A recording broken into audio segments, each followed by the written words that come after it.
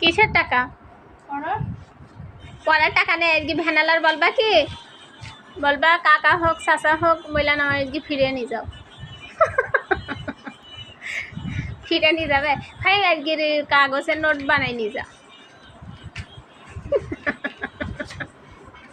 আর কি করছি দেখি।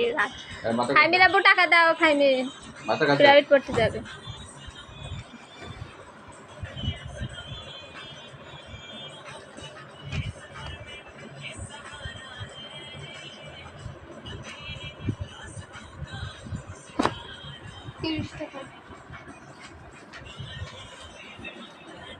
ফাইমির কষ্ট দিকে আমার ভীষণ কষ্ট লাগে, তারপরও কি করব, পড়তেই তো হবে তাই না।